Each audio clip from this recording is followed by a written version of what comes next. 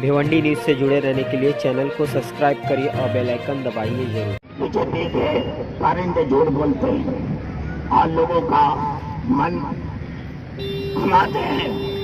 ये नहीं होना चाहिए। जो आज हम सरदार वीर बुद्ध गोकल शहनशाह महाराष्ट्र मलिक हुसैन कादरी के छत्र छाया में जो ये झंडा लहराया है, मैं तो कहूँगा कि फिर से वो दौर आए जो अमन और शांति का दौर हो, भलाई का दौर हो।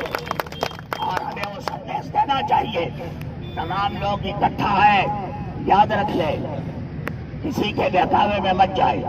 बल्कि मैं तो हिंदुस्तान की जितनी अपोजिशन पार्टियां हैं उन्हें मैं संदेश दूंगा कि एक बार इकट्ठा हो जाओ और इस गंदी राजनीति को किनारे कर दो। शुक्रिया।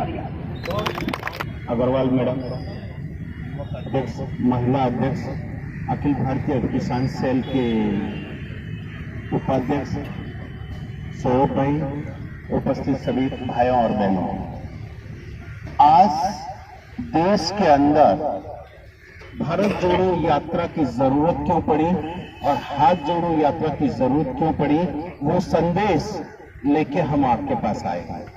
आज हमने कांग्रेस का तिरंगा फहराया और ये संदेश देने की कोशिश कर रहे हैं कि कांग्रेस ही एक वैसी पार्टी थी जो हमारे बुजुर्ग सिटीजन यहाँ बैठे हैं, उन्होंने कहा कि न तो उन्होंने खून दिया, न उन्होंने पैसा दिया, न उन्होंने संगठन दिया, उन्होंने माफिया मांगी, गांधी जी को गोली मारी और वो आज इस देश का शासन करना चाहते हैं और इस बात को प्रूव करना चाहते हैं।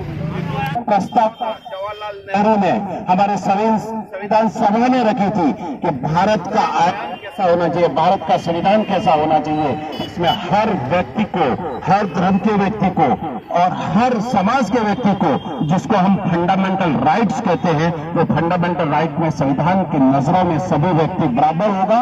आज उनकी कोशिश चालू है कि संविधान की नजरों के अंदर दो भारत होना चाहिए। एक टाइप का भारत होना चाहिए, दूसरा दूसरे टाइप का भारत होना चाहिए। हम गांधी जी के विचारों का भारत चाहते हैं, हम गोडसे और आरएसएस के विचारों का भारत नहीं चाहते।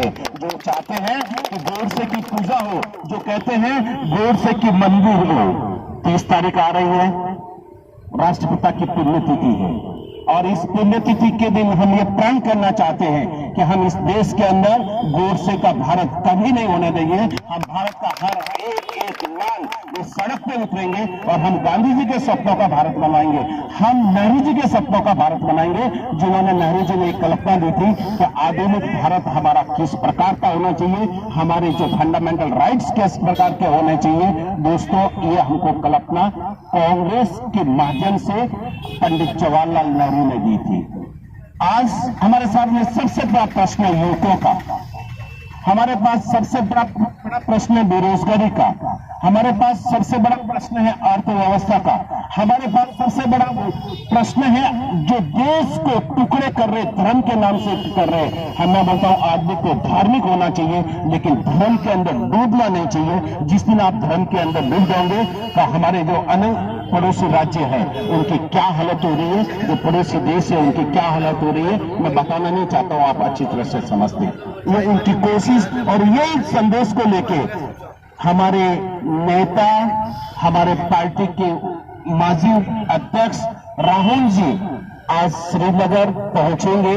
आज 26 जनवरी को हमारे झंडा लहराएंगे, इसके बाद में श्रीनगर पहुंचेंगे जहां आज तक किसी नेता ने झंडा नहीं लहराया। दोस्तों, 26 जनवरी आ रही है। 26 जनवरी का इतिहास क्या है आपको मालूम होगा। ये वो लोग थे जो तिरंगा का, जब संसद के अंदर, संसद में संविधान सभा की चर्चा हो रही थी, तब वो तिरंगा का विरोध कर रहे थे और बोलते थे ये 3 तिगाड़ा काम बिगाड़ा है। उनको चाहिए था भगवा और उनको चाहिए था मनुस्मृति वाला संविधान। वो उसकी समर्थन कर रहे थे। श्यामा प्रसाद मुखर्जी जैसे लोग हमारे संविधान सभा के अंदर बैठे थे।